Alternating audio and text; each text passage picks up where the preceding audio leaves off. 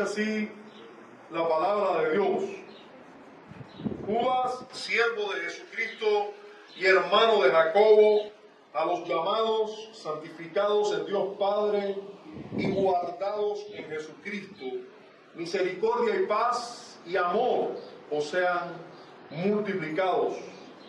Amados, por la gran solicitud que tenía de escribiros acerca de nuestra común salvación, me ha sido necesario escribiros exhortándoos que contendáis ardientemente por la fe que ha sido una vez dada a los santos, porque algunos hombres han entrado encubiertamente, los que desde antes habían sido destinados para esta condenación, hombres impíos que convierten en libertinaje la gracia de nuestro Dios y niegan a Dios, el único soberano, y a nuestro Señor Jesucristo.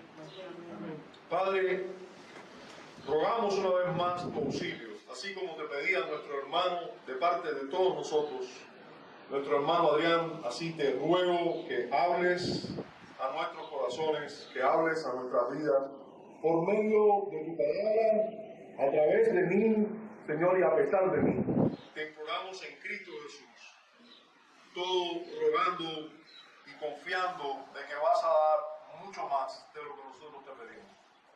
En Cristo Jesús. Amén. Amén. Hace algunos días escuché una frase que me hizo y me hace pensar aún. Un soldado de la guerra entre Rusia y Ucrania, o entre Rusia y muchos otros países, porque muchos ayudan a Ucrania, dijo así, un soldado dijo así: todo hombre debería estar alguna vez en una guerra. Todo hombre debería. Yo realmente quedé impresionado con esa frase que se transmitió en televisión. Una frase que se transmitió en televisión. Y uno dice, bueno, eso está peligroso. Esto parece un poco descabellado. Y pudiera ser guerrerista esa frase. Sin embargo, es algo que tiene algo de sabiduría, creo. Los mejores hombres que han pasado por el mundo han visto la guerra delante de ellos. Uno de los grandes problemas de nuestra sociedad es pensar que todo está bien y que no hay maldad en nadie. Así que no hay necesidad de molestarse, ni de preocuparse, ni de ponerse serio con nadie. Todo va a salir bien y no hay problemas. No te quieres poner fea o feo, ni tan siquiera con un niño. No hay que preocuparse porque todo está bien, todo el mundo es bueno. Eso es un gran problema. Todos los hombres son buenos.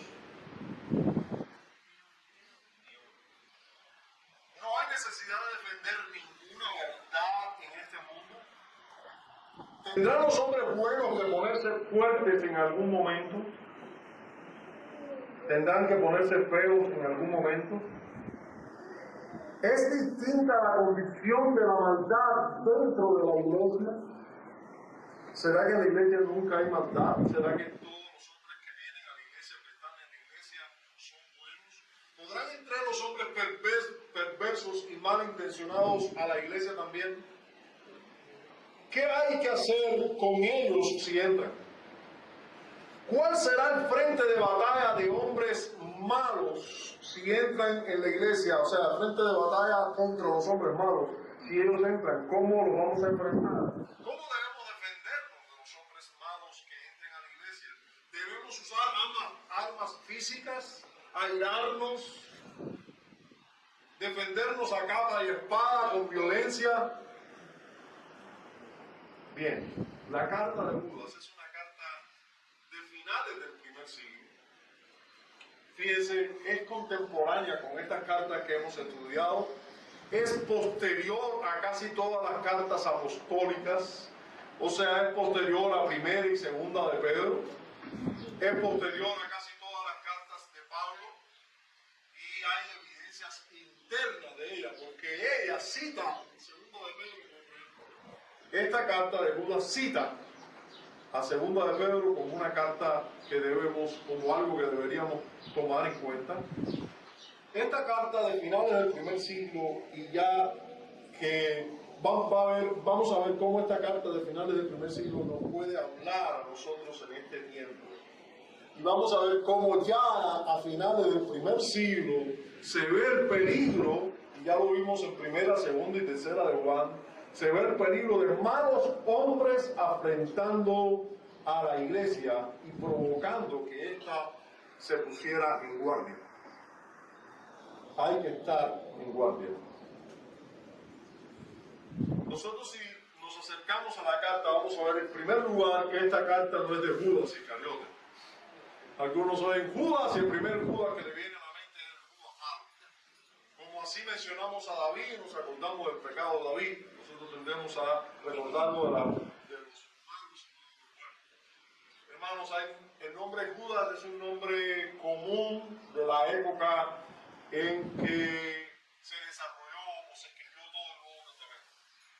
En el primer siglo, en el contexto de Israel y sus alrededores, Judá es el nombre griego para Judá, de la tribu de Judá. Bueno, Judá es Judá.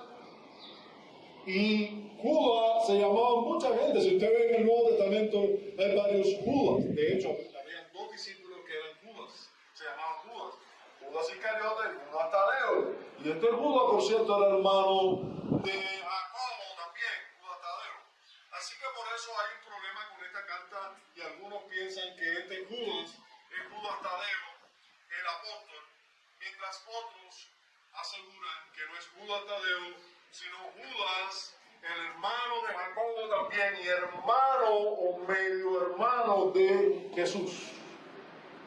Hijo de María y de José, pero no hijo de Dios.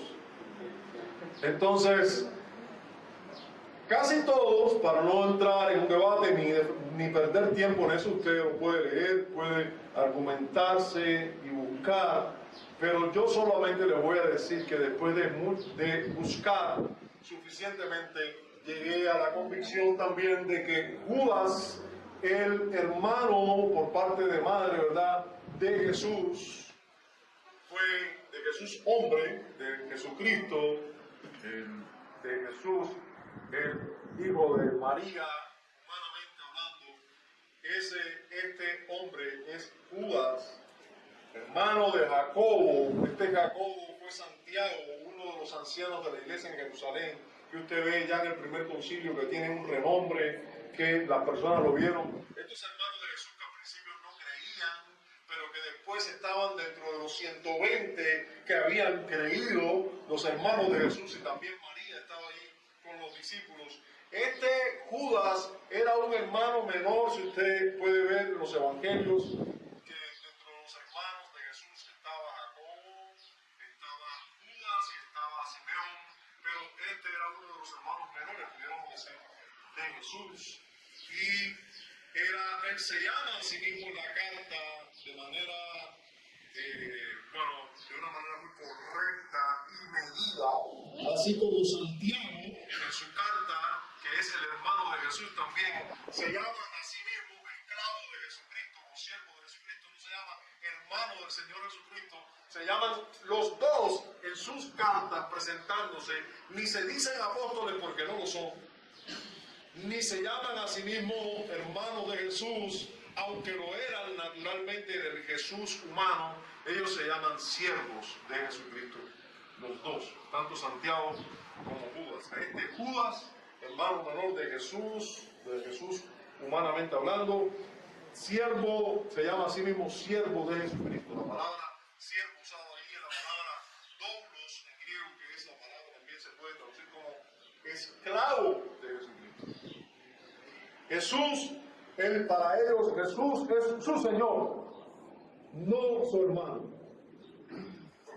Judas, siervo de Jesucristo y hermano de Jacobo.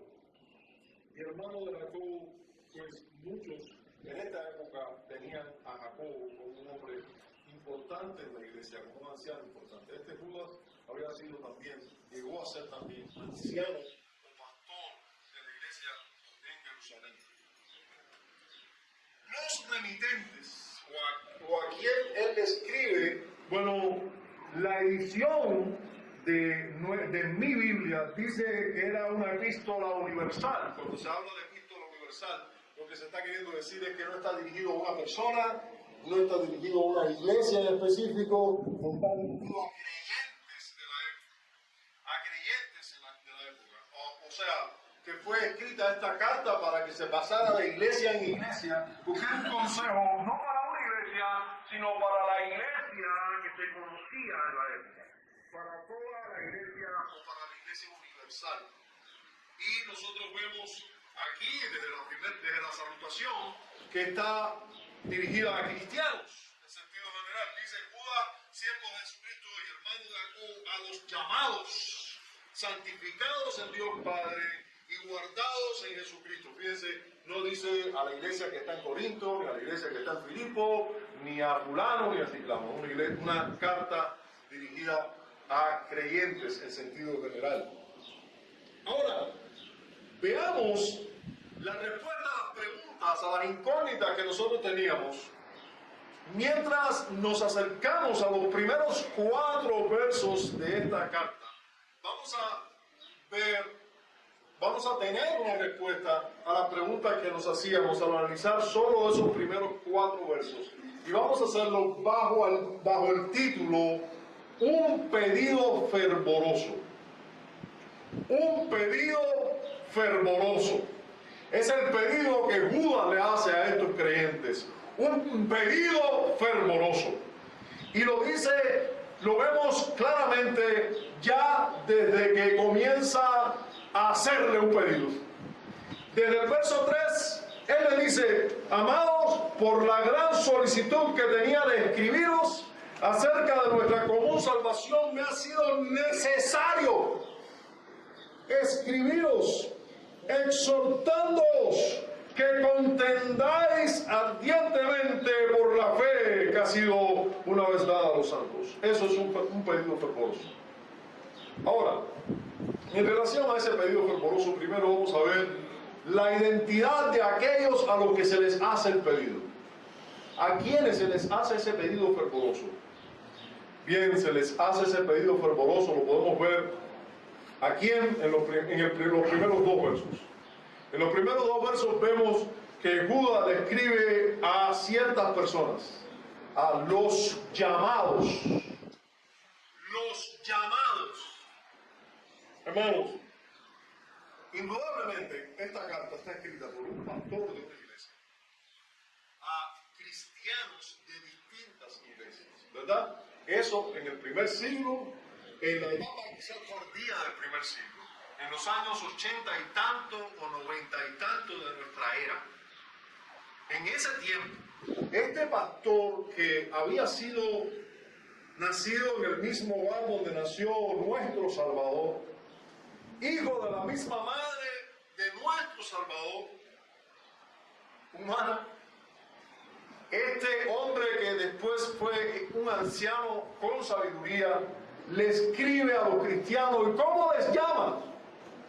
Les llama llamados. Les dice a los llamados en Dios, de Dios Padre, o a los llamados. Y luego dice santificados en Dios Padre. Si una cosa identifica a un cristiano, es que éste ha sido llamado. Por eso nadie que se llame así cristiano puede decir o puede pensar que es cristiano si no ha sido llamado por Dios. ¿Quién te llamó a ti? ¿Te llamó el pastor René para que visitara la iglesia? ¿Te llamó tu mamá para que vinieras y adoraras a Dios? ¿Te llamó tu vecino para que vinieras y juntos vayamos a la iglesia donde el predicador grita o hace qué sé yo qué cosa? Eso no es un llamado. Las personas, los cristianos verdaderos, son personas que han sido llamadas por Dios, de una manera o de otra, pero llamados directamente de Dios. No sé dónde tú estabas, por dónde caminabas, hacia dónde te dirigías, pero un verdadero cristiano es alguien que Dios ha llamado por las tinieblas a su luz. Es alguien que Dios ha llamado de una manera de andar para andar de una manera totalmente contraria. Es alguien al cual Dios se interpuso en su camino, impidió que siguiera andando, corriendo directo al abismo, al infierno, y allí mismo se interpuso Dios e hizo que caminara en sentido contrario, que caminara hacia Dios y no contrario a Dios. Todos los verdaderos creyentes son llamados directamente por Dios. No sé en qué momento, no sé cuándo ni de qué manera. No sé cuán trágico o cuán poco trágico fue ese llamado. Pero todos los verdaderos creyentes son llamados directamente por Dios. Algunos podrán decir, yo escuché su voz. Yo no me meto en esos asuntos. Otros podrán decir, yo no escuché su voz, pero fue lo único que me faltó. Porque Dios se interpuso en mi camino y me llamó. Yo no sé lo que pasó, pero todos los verdaderos creyentes, Dios los llama personalmente. Los llama de sí, una vida de impiedad a vivir una vida para su Señor, para su Salvador. Dios los llama. Esos son aquellos a los cuales esta carta está dirigida. Si tú eres un llamado, esa carta es para ti. Esta carta es para ti. También dice aquí que aquellos a los que se les hace este pedido fervoroso son a los santificados. Santificados en Dios Padre. Es importante, muy importante, que esta característica, esta cualificación, esta identidad a los que se les hace este pedido, no esté separada del llamado. Fíjense que a todos los llamados son santificados. Nadie puede decir, yo he sido llamado por Dios y vivir en pecado. Y vivir ofendiendo a Dios, odiando a los hermanos, de una manera pecaminosa, separado de la iglesia. No, yo sí tuve un llamado de Dios espectacular, pero lo ves y anda por ahí, no se congrega, no adora a Dios, no ama a sus hermanos. ¿Qué tipo de llamado tú recibiste? Todos los llamados son santificados por Dios, son apartados por Dios para Él. Son apartados para Dios. Los verdaderos llamados siempre son santificados. Son los verdaderos llamados. Entonces, estos llamados y santificados por Dios también tienen otra cualificación, tienen otra identidad, y es que son guardados en Jesucristo. Su protección mayor es que están en Cristo. Su seguridad, su fundamento es que están en Jesucristo. ¿Por qué están seguros de su salvación? Porque Cristo en su lugar vivió, en su lugar murió, en su lugar resucitó, en su lugar intercede por ellos. Ellos están seguros en Jesucristo, están guardados en Jesucristo. Son los mismos que fueron llamados, que han sido apartados por Dios y son guardados en Jesucristo. Su seguridad, su confianza está en Jesucristo. ¿Ven esta identidad de los que aquí son llamados a atender, los que aquí se les hace un pedido de manera fervorosa? Es ahí. Y por cierto que esto coincide con cristianos. Los verdaderos cristianos son llamados por Dios, son santificados, son los mismos que son santificados. Por eso nosotros podemos decir con toda seguridad, tú eres cristiano y el cristiano puede ser cristiano y puede ser llamado por Dios y puede ser elegido por Dios y llamado por Dios y luego vivir en pecado. No, porque la Biblia enseña claramente que los mismos que son llamados son los mismos que son santificados y son los mismos que están seguros o están guardados en Jesucristo. No puedes decir, yo soy un llamado de Dios y andar en pecado. Eso no es ser un cristiano. Yo no visito la iglesia que está en el reparto porque esa iglesia enseña que una vez salvo, tú siempre eres salvo. Enseña salvo, siempre salvo.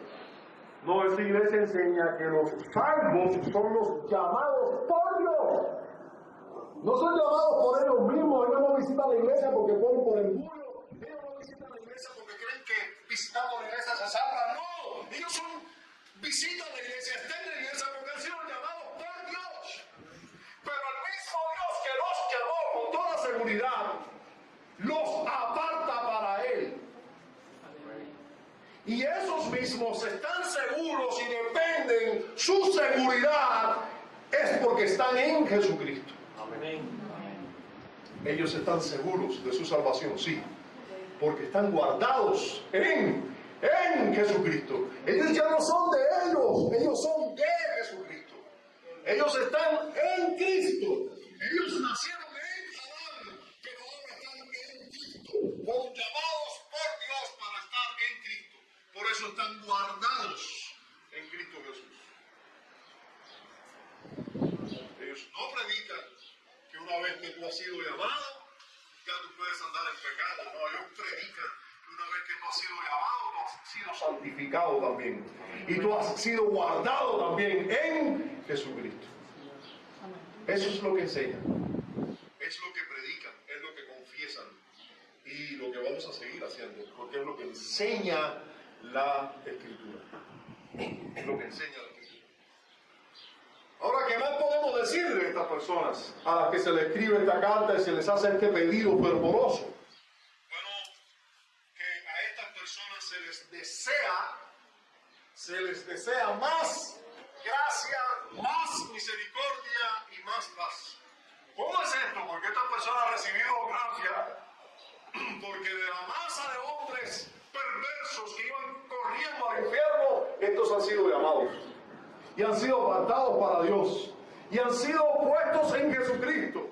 Todos los méritos de Cristo se les ha puesto a su cuenta. Todas las culpas suyas han sido puestas en la cuenta de Jesucristo.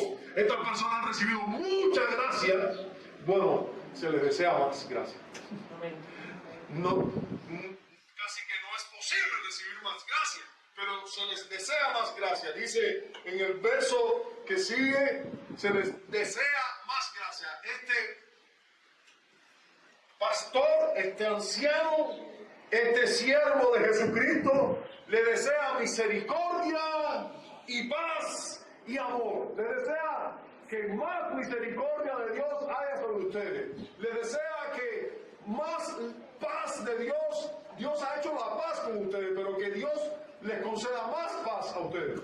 Y que Dios les conceda más amor a ustedes. ¿Cómo es eso? Ya Dios nos ha amado. Nos amó cuando estábamos en nuestros pecados. En esto se muestra el amor de Dios para con nosotros. En que siendo aún pecadores, Cristo murió por nosotros. ¿Cuánto más ahora que estamos en Cristo, Dios nos va a seguir amando? Bueno, se nos desea más amor de Dios para nosotros.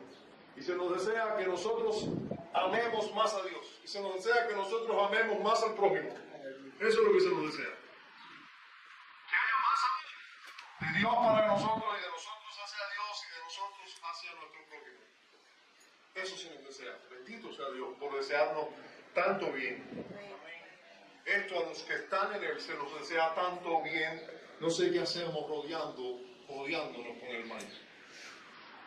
Realmente, cuando uno ve el deseo de Dios para nosotros, uno dice, se me descubrió un cáncer en el pulmón. Bendito sea Dios, Señor. Ese es tu deseo para mí. ¿Sí? El deseo de Dios es más paz, más misericordia, más amor. Ya me ha llamado, ya me ha apartado para Él, ya yo estoy seguro en Cristo.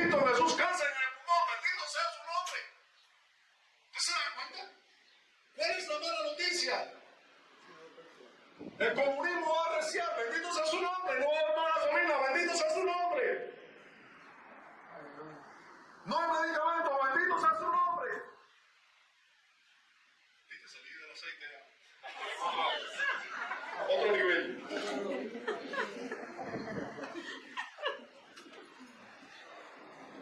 No hay malas noticias. Se nos desea paz, se nos desea amor, se nos desea misericordia de Dios, más misericordia de Dios. ¿Qué puede ser mala noticia? ¿Cómo yo voy a estar pensando en el pecado cuando Dios está deseando para mí tanto bien? ¿Cómo voy a estar pensando en el pecado? Estas personas a las cuales se les hace un pedido fervoroso son amados por otros santos también, no solo por Dios, otros santos nos aman. ¿Cómo alguien nos puede amar? Si nos conocieran, nos amaran. Sí, porque ese amor es un amor que no está ajeno a conocer nuestra maldad. Es un amor con verdad. No niega la verdad. No niega nuestra maldad. Y usted ve a Judas aquí llamándole a estas personas, a estos llamados, santificados, seguros en Jesucristo. A esto les llama ahora en el versículo 3, amados. Amados. Yo les amo de verdad. Ustedes son mis amados. Ustedes son mis amados. Tanto es así que yo tengo una gran preocupación por ustedes.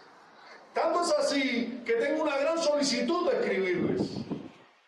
Son motivos de oración, son motivos de preocupación, de un verdadero interés. Pero además, estos a los cuales se les hace un gran pedido, un pedido fervoroso y con mucha intención, tienen la misma salvación que todos los cristianos en todo lugar y en todos los tiempos. ¿Cómo fue salvo Judas, el que fue hermano humanamente o físicamente de Jesús? ¿Cómo fue salvado él? Fue salvado por medio de Cristo, por medio de la fe, por medio de la obra perfecta de Cristo. Todos los cristianos en todas las épocas son salvados de la misma manera, tienen una misma salvación en Jesucristo. Por eso es que usted ve que en el verso 3 se dice, amados, por la gran solicitud que tenía de escribiros acerca de nuestra común salvación. No hay otro camino, no hay otra verdad, no hay otra vida. Cristo es el camino, es la verdad y es la vida. Y es la única salvación que hay y que habrá siempre. Nosotros no tenemos que predicar un mensaje nuevo, usted sabe. Nosotros no tenemos que predicar un evangelio nuevo, usted sabe. Yo no tengo que venir aquí con palabras nuevas, sino con las mismas palabras que siempre se han predicado y que siempre han salvado a los hombres. Son esas, no son nuevas. Son las mismas palabras que siempre han salvado, el mismo evangelio, las mismas doctrinas. Habiendo visto la identidad de aquellos a los que se les hace este pedido fervoroso, vamos a ver el pedido fervoroso que se les hace. ¿Quién? Seguro que ya quiere saberlo. Bueno, primero, en relación a ese pedido fervoroso, vamos a ver la justificación del uso del término pedido fervoroso. Porque yo estoy diciendo que se les está haciendo un pedido fervoroso, pero ¿por qué yo hablo de un pedido fervoroso aquí? Cuando en ningún lugar se está hablando, por lo menos en español, de un pedido fervoroso. Bueno, la justificación de yo llamarle a esta predicación un pedido fervoroso es la palabra parakaleo. Es la palabra griega que se traduce en nuestro pasaje como exhortación, exhortándoos. exhortándoos. Fíjense como dice nuestro texto en el versículo 3, amados, por la gran solicitud que tenía de escribiros acerca de nuestra común salvación, me ha sido necesario escribiros exhortándoos. Pero esa exhortación o esa palabra traducida exhortándoos es la palabra parakaleo en griego. Y esa palabra parakaleo es la palabra pedir fervorosamente. Es necesario, yo les he escrito pidiendo fervorosamente, rogándoles, implorándoles. ¿Qué cosa? Que contendáis ardientemente por la fe que ha sido una vez dada a los santos. Yo le llamo a esto un pedido fervoroso, porque es un pedido fervoroso. Porque la palabra que se traduce aquí como exhortando es un pedido fervoroso. Es un pedido fervoroso a contender ardientemente por la fe una vez dada a los santos. ¿Qué nos está diciendo aquí? ¿Qué nos está queriendo decir aquí cuando nos dice contendáis ardientemente? ¿Usted se da cuenta? ¿Ya usted pensó en ello? Yo sé que algunos sí. Yo sé que algunos ya pasaron por este pasaje y algunos incluso dicen, hay que contender ardientemente. Pero hay otros que están un poco sorprendidos. ¿Cómo es? La Escritura nos exhorta a contender. Cuando el siervo del Señor no debe ser contencioso. Pero ahora aquí vemos que la Escritura nos manda a contender ardientemente. Ahora, debemos definir qué quiere decir la Escritura cuando se nos está haciendo este pedido fervoroso de contender ardientemente y qué no está diciendo la Escritura con ello. Es muy importante que nosotros tengamos un balance en esto. Es muy importante que sepamos qué se nos está pidiendo realmente. Antes de definir lo que tenemos que entender por ello y lo que no debemos entender por ello, nosotros debemos saber que aquí se nos está pidiendo no que contendamos ardientemente por la fe, hablando solamente en la fe como certeza de lo que se espera y convicción de lo que no se ve. O sea, una de las maneras en que muchos se equivocan cuando estudian las Escrituras es darle a cada palabra un significado cerrado y siempre un mismo significado. Como por ejemplo, la palabra fe en las Escrituras no siempre tiene el mismo significado, sino que el significado de la palabra depende del contexto. Hermano, y eso pasa no solo en las Escrituras, eso pasa todo el tiempo en el idioma y en casi cada uno de los idiomas. Pero en las Escrituras podemos encontrar esto a menudo. A menudo la palabra fe no dice o no nos quiere hablar de lo mismo. Como por ejemplo, en nuestro pasaje, ¿qué nos está diciendo? Nosotros debemos contender o se nos exhorta a esos que han sido llamados, santificados, guardados en Jesucristo, que contendamos ardientemente por la fe una vez dada a los santos.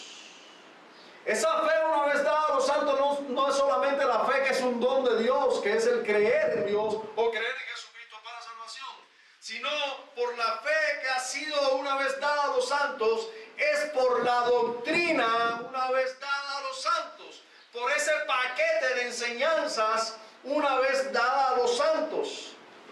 Lo que aquí debemos ver que se nos enseña es que nosotros tenemos que saber que lo que se nos ha enseñado sobre el Evangelio, lo que se nos ha enseñado sobre Jesucristo, lo que se nos ha enseñado sobre el hombre, la salvación, es un paquete que podemos llamarle la fe que una vez ha sido dada a los santos.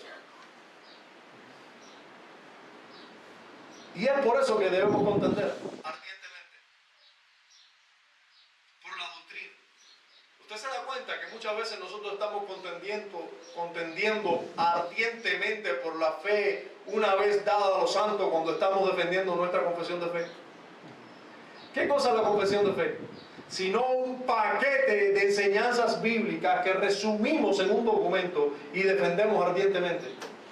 Y luego hay personas que dicen, yo no creo en ese librito, ustedes andan con un librito. No, nosotros estamos contendiendo ardientemente por la fe, una vez dada a los santos, que nosotros tenemos todavía.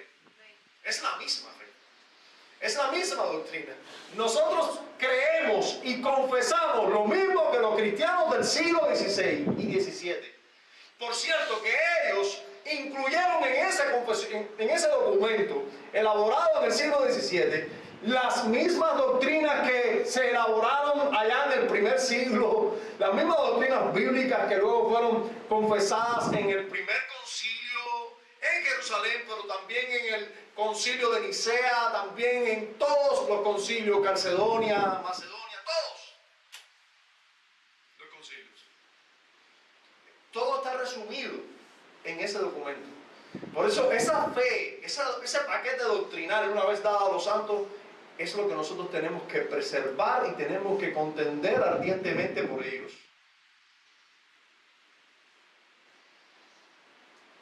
Es por eso.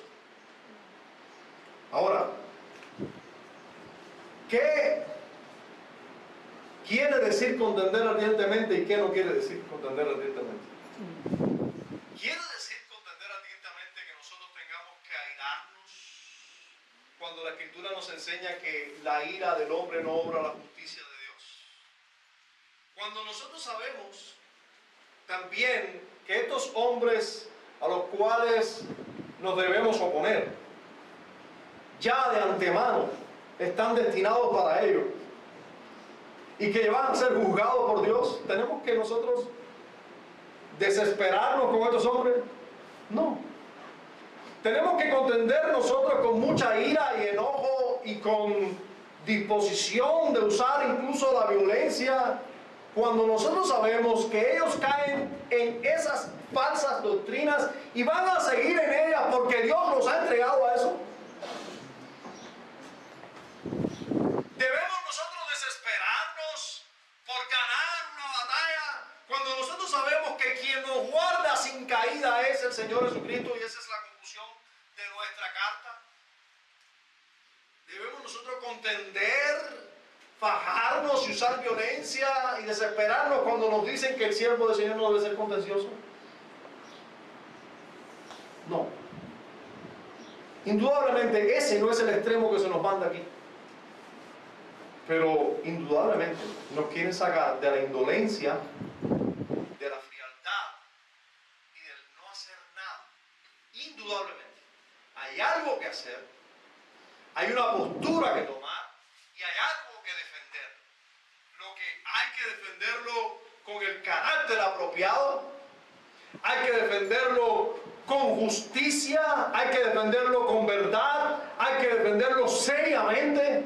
Solo que hay que saber que los resultados son de Dios, solo que hay que saber que no hay que airarse porque Dios es el que convence, es el Espíritu de Dios el que puede convencer, es el Espíritu de Dios el que puede mostrar, dar luz, solo el Espíritu de Dios.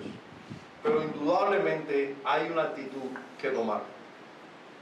Hay una actitud que tomar. Ahora, hermanos y amigos, viendo que es esto lo que hay que hacer, el pedido que se nos hace es a contender fervorosamente, se nos pide que contendamos ardientemente, y eso no quiere decir ciertas cosas, pero sí otras. Nosotros tenemos que ver también el porqué o el motivo de ese pedido. Porque si no hay por qué preocuparse, por qué hay que contender. Si no hay problema, si todo el mundo es bueno, ¿por qué hay que contender ardientemente? Bueno, el motivo por el cual hay que contender ardientemente es porque sí hay motivos. Y es porque hay algunos que han entrado encubiertamente.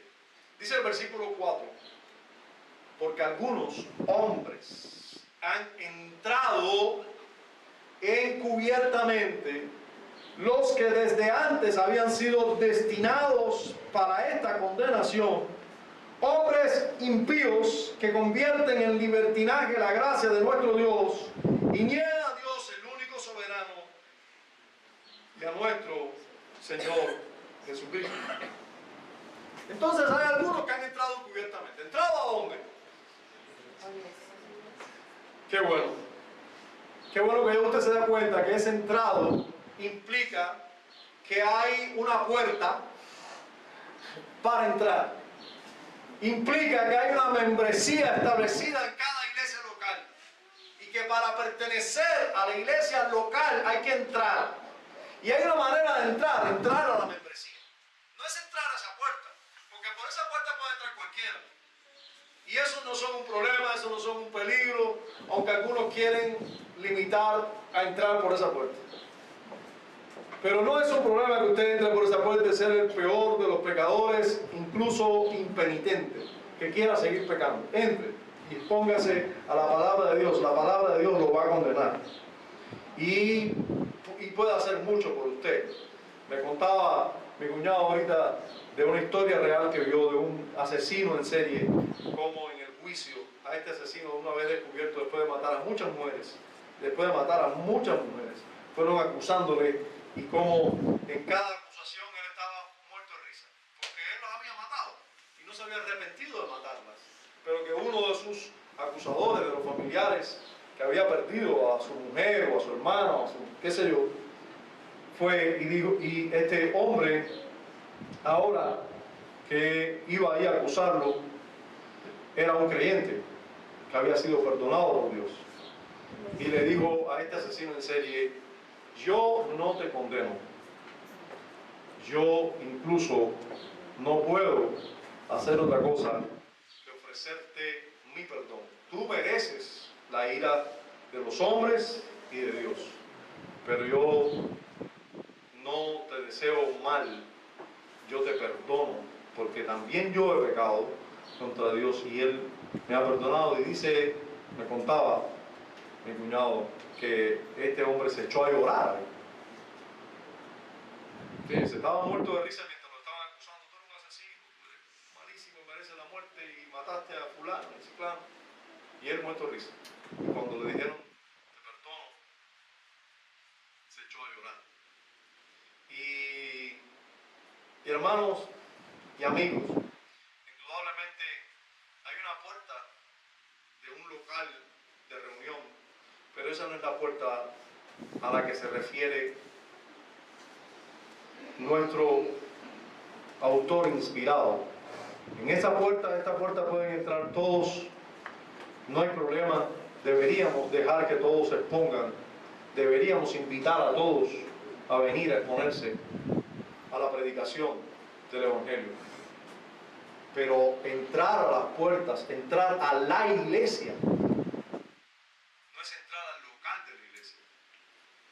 Pero hay algunos que se las ingenian para entrar también a la iglesia, no solo al local, sin ser parte de la iglesia, sin haber sido llamado por Dios, sin haber sido santificado por el Padre, sin haber sido guardado en Jesucristo. Entran encubiertamente a la iglesia.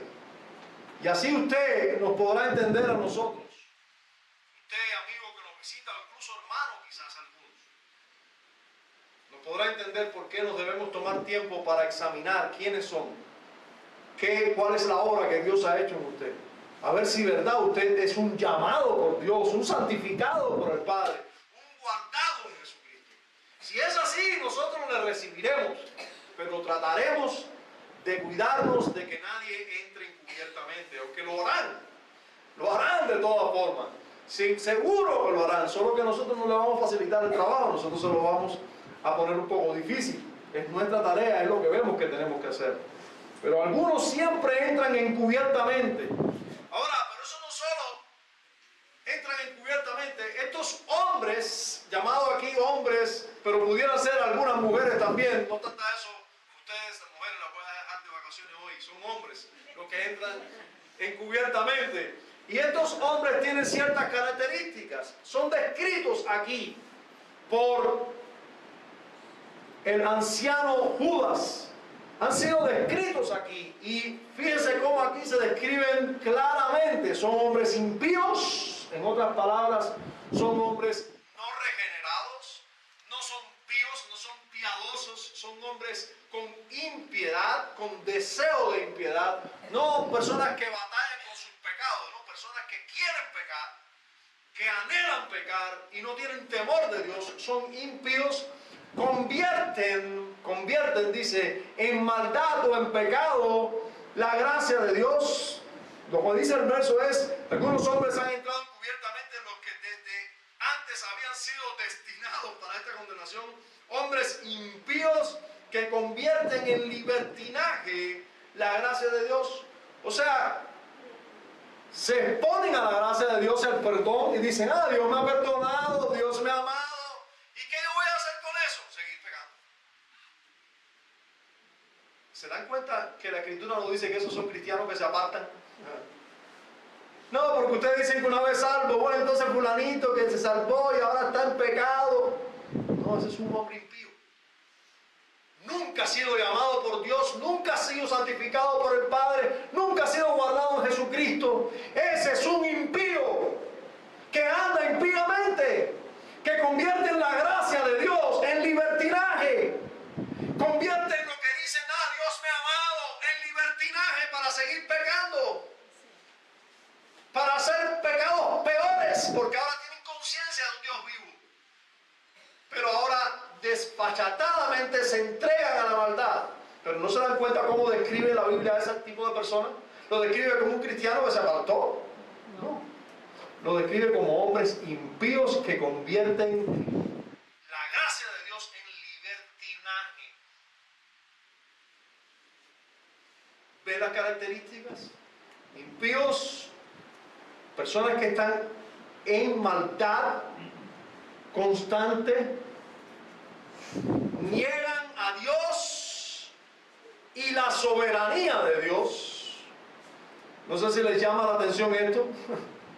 Niegan a Dios y la soberanía de Dios. Dice el versículo 4, sigue diciendo el versículo 4.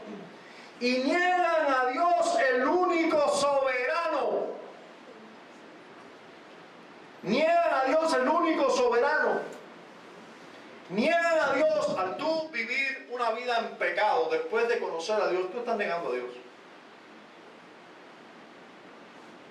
Tú estás negando al Dios al cual tú tendrás que darle cuenta. Pero además estás negando que Dios es el soberano, el que manda, el que rige y al que tendrás que darle cuenta. Pero hay muchos por ahí que convierten en maldad el negarse a la soberanía de Dios. Usted dice, Dios es el que salva, Dios es el que coge, y él dice, no, yo no puedo creer eso. Niega la soberanía de Dios. Qué curioso. Estos hombres tienen como propiedad, o como cualidad, o como característica, que niegan al Dios soberano. Niegan a Dios y al Dios soberano. Niegan al único soberano. Y también niegan ¿a quién? Al Señor Jesucristo. Niegan el señorío de Jesucristo porque ellos son los señores de su vida. No es Jesucristo el Señor de su vida. Pero niegan al Señor Jesucristo porque están negando la salvación que es en Cristo Jesús. Niegan la persona de Jesucristo, la doctrina de Jesucristo, la vida de Jesucristo. Niegan a Jesucristo en todo de sus vidas. Están negando con sus actos, con sus confesiones, que Cristo es el Señor. No solo con sus palabras, con sus hechos. Niegan que Jesucristo es el Señor de sus vidas. Tú puedes decir lo que tú quieras con la boca, que si tú no te sometes al Señor, Jesucristo no es el Señor para ti. Tú puedes decir lo que tú quieras, no, Jesús es el Señor, y andar en pecado. Tú estás negando al Señor Jesucristo. Tú estás negando que Él sea tu Señor, que Él sea el Señor, el que manda.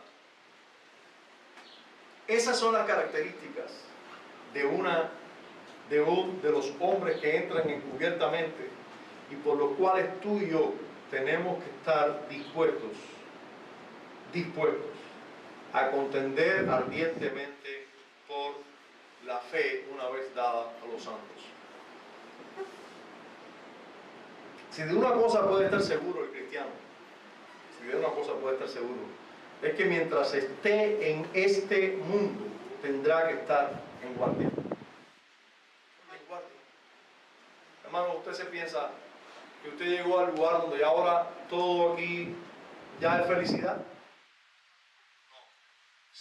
Si algo determina al cristiano es que está en una guerra constante. Las palabras de guerra las ves en la Escritura constantemente. Ponerte toda la armadura, pelea la buena batalla de la fe.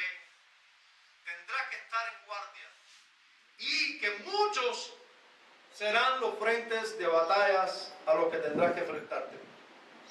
Cuando no es tu propio pecado, es el pecado de tu hijo, es el pecado de tu esposa, es el pecado de tu esposo, es el pecado de tu vecino, es el pecado dentro de la iglesia, es la falsa doctrina tuya, es la poca exposición tuya a las Escrituras, es la poca exposición tuya a orar ante Dios, es el mundo que te ofrece un paquete de pecados. Tantas esferas, tantos frentes de batalla, que no nos queda otra que escuchar el pedido fervoroso que se nos hace de estar en guardia y de contender ardientemente por la fe una vez dada a los santos. Ahora mostrándonos un frente de batalla que puede ser interno, desde dentro de la propia iglesia. De todos los frentes de batalla hay que estar preparado y en guardia para enfrentarlos, pero resulta que cuando es dentro de la iglesia, estos son los más peligrosos, porque uno no espera que desde dentro, y ustedes se piensan porque esto sea una iglesia bíblica de Jesucristo y porque René Betancourt es el pastor de aquí, no van a levantarse. No, hasta René Betancourt puede convertirse por eso hay que estar en guardia todo el tiempo, porque aquí no se trata de personas, se trata de la maldad, se trata de que hay una lucha contra la verdad. Es la verdad misma la que está en ataque. Es la doctrina la que será atacada. Se ataca a la doctrina, se ataca a Dios mismo. Es el Señor Jesucristo al que se ataca. No debemos tener otra postura que no sea en combate, en guardia. Ahora, yo te preguntaría, ¿estás tú preparado para combatir? Se te está haciendo un pedido a contender ardientemente por la fe una vez dada a los santos. Yo te pregunto, ¿conoces tú debidamente la fe una vez dada a los santos? ¿Conoces tú debidamente al Señor, a Dios? Esa fe una vez dada a los santos, ¿la conoces? ¿Tú conoces las Escrituras de tal manera que si viene ahora un falso maestro, tú lo vas a detectar y vas a contender ardientemente contra él? Y recuerden los términos en los que estamos hablando de contender ardientemente. No estamos hablando de ninguna mujer tiene que quitarse el tacón y darle taconazo a un hombre, a un falso maestro. Estamos hablando de contender como Dios nos manda a contender, como lo haría nuestro Señor, que le dijo la verdad en el rostro a todos los falsos maestros de su época, serenamente, pero diáfanamente, de manera clara y concisa. ¿Estás tú preparado para eso? ¿Conoces tú las Escrituras? ¿Conoces tú la doctrina? ¿Estás listo para contender? ¿O eres alguien que no se preocupa en lo más mínimo por nada? Ustedes saben que hay por ahí personas pacifistas y cobardes. No se quieren meter en problemas con nadie. Ustedes saben por ahí que no se quieren meter en problemas con nadie. Hay una persona aquí diciendo la homosexualidad es normal. No me interesa. Está otra persona aquí defecándose en todo lo que haya para allá arriba. No me interesa. Nada le duele, nada le preocupa. Pero es porque no se quiere meter en problema con nadie. No enfrenta a nadie. Son indolentes. Son cobardes. Y eso es impiedad también.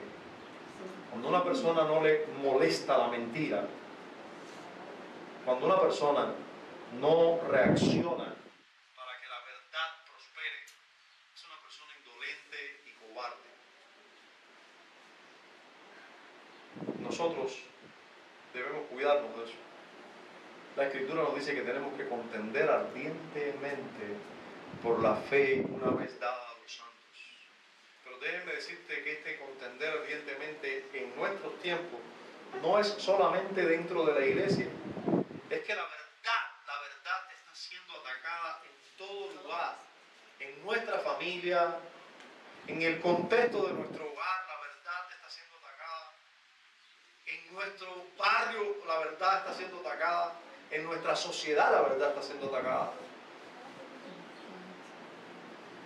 Ustedes recuerdan, hermanos, un día que dedicamos una mañana aquí a enseñar sobre un artículo en el periódico, donde en ese artículo nos acusaban a nosotros, los cristianos. A los cristianos nos acusaban, pero era una acusación contra los cristianos, era una acusación contra Dios y contra la verdad. Si eres un indolente, alguien que quiere ganar sin esfuerzos, sin buscarse ningún problema con nadie, personas que no se quieren buscar problemas con nadie, te buscan problemas con todo el mundo. En primer lugar, estás buscando problemas con Dios. Esos que no se quieren buscar problemas con nadie, ustedes saben con quién se están buscando problemas, con el de arriba. Con el de arriba.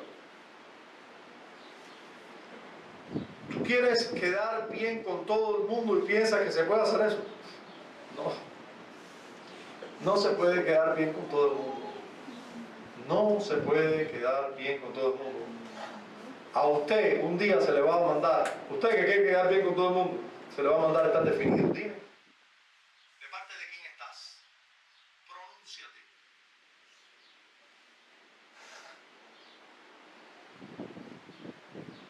Es muy equivocado pensar que todo está bien y que con el mínimo esfuerzo y sin lucha se puede lograr algo.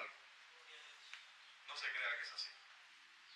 Para criar a tus hijos tienes que luchar, batallar, desde que te levantas hasta que te acuestas. Batallar. Ya nosotros no lo aprendimos, en una frasecita lo resumimos. No es fácil. No es fácil vivir en un hogar, mantener un matrimonio, no es fácil criar hijos, no es fácil nada. Nuestra batalla contra el pecado, contra este hombre perverso que se levanta en nosotros, no es fácil esa batalla. Nuestra batalla, nada en este mundo es fácil. Tenemos que pelear, no se crea que es así de sencillo. Ahora, nosotros podemos vencer y con toda seguridad lo haremos los que estamos en Cristo Jesús. Yo tengo que citar, porque es parte de esta carta, el último verso de él. El último verso de esta carta dice: al único y sabio Dios nuestro Salvador sea gloria y majestad, imperio y potencia. Porque el verso anterior dice: y aquel que es poderoso para guardaros sin caída. Contiende ardientemente, hazlo, disponte a contender, pero el que te va a guardar es Cristo. Amén. Amén. Gloria a Dios. No te creas que todo aquí está fácil y que todo está bien, que todo el mundo es bueno, que no se va a meter nadie encubiertamente. No te creas. No te creas que hay personas que le van a hacer daño a tus hijos, te van a hacer daño a ti, que tu matrimonio todo va a ir bien, que la economía va a ir bien, que no hay que batallar. No, batalla. Nada va a ir bien. Tienes que esforzarte. Pero al final vas a tener la victoria si te dispones a pelear. Amén. Sí, hermano. Algunos tiran la toalla y dicen: no vale la pena predicar a nadie. Predica. Porque a los llamados Dios los va a salvar. Amén. No vale la pena pelear. Mis hijos tienden al mal. No. Pelea, ora, enséñales, disciplínales, discípulales. Porque el Señor tiene poder para guardarte sin caída. Él tiene poder para darte la victoria. Nosotros, si una persona puede batallar en este mundo, somos nosotros. Estamos seguros que va a haber victoria al final. Para el reino de Dios. No para nuestro propio reino, no es para nuestra propia empresa, pero para el reino de Dios sí va a haber victoria. Miremos el pedido fervoroso que se nos hace. Miremos al llamado de atención que se nos quiere hacer. Miremos que claramente se nos está avisando de peligros que van a venir. Es el Evangelio, es la verdad la que está siendo atacada y va a seguir siendo atacada. Si esta se pierde y es dañada, ya no habrá salvación. ¿Usted se imagina un evangelio adulterado por mucho tiempo? ¿Quién se salva con un evangelio adulterado? ¿Usted se imagina el mundo conquistado por el ruselismo? ¿Quién se salva? Pensando que se es salvo solo si se pertenece a una organización, pensando que se es salvo solo si se cumple con la predicación de no sé cuántas casas, pensando que se es salvo, no sé, y no se descansa solo los méritos de Cristo. ¿Quién será salvo? Si se pierde la verdad, se pierde todo. Nosotros tenemos que contender. Nosotros tenemos que contender. Debemos estar en guardia en la iglesia, debemos estar en guardia en adoración, debemos estar en guardia en exposición a la verdad, porque ¿cómo vamos a defender una verdad si no la conocemos? Hermanos, este libro tiene que seguir siendo lo más importante en tu vida. Aquí se revela el Dios que nos ha salvado, el que nos ha llamado, el que nos ha santificado, el que nos ha guardado en Jesucristo. Aquí se revela. Aquí está comprendida la verdad suya. Nosotros debemos conocerlo. Nosotros tenemos que identificarnos con Él. Nosotros tenemos que comprometernos con Él. Nosotros tenemos que vivir de Él. Tenemos que alimentarnos de Él.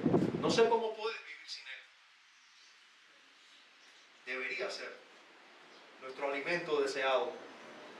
Así como Jesús le dijo a Satanás, no solo de pan vive el hombre, sino de toda palabra que sale de la boca de Dios.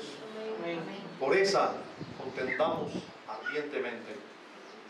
Por esa verdad que ha sido revelada aquí, que ha sido guardada para nosotros, que ha sido una vez dada a los santos. Por esa verdad contendamos ardientemente.